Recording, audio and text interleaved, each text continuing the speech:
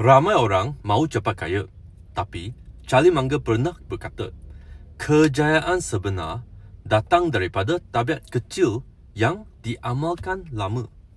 Walaupun beliau pernah melalui kegagalan, kerugian dan juga masalah kesihatan, akhirnya beliau tetap menjadi antara pelabur yang paling berjaya di dunia. Apakah rahsianya? Tabiat pertama, simpan modal pertama. Sebelum fikir pelaburan yang hebat, pastikan anda ada simpanan yang kukuh. Tanpa modal yang cukup, setiap pelaburan hanyalah spekulasi. Ramai orang gagal bukan kerana tiada peluang, tetapi kerana peluang datang, mereka tiada simpanan.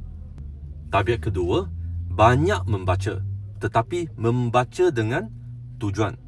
Ilmu bukan sekadar untuk tahu, tetapi untuk membina cara berfikir dan membuat keputusan yang lebih baik.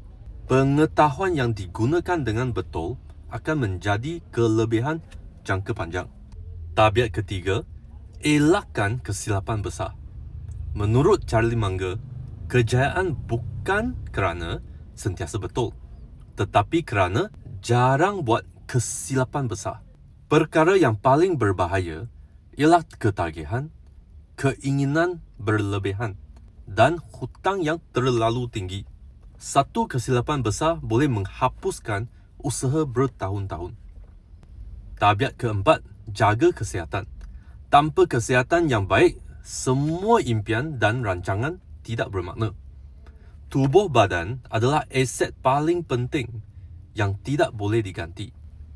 Tabiat kelima, sentiasa merendahkan diri dan sedar apa yang kita tidak tahu. Kebijaksanaan sebenar bukan mengetahui segalanya, tetapi mengetahui batas diri sendiri. Charlie Munger tidak percaya dengan jalan cepat.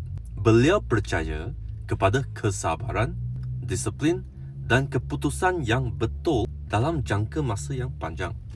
Kekayaan sebenar bukan datang daripada satu keputusan besar, tetapi daripada tabiat kecil yang diulang setiap hari.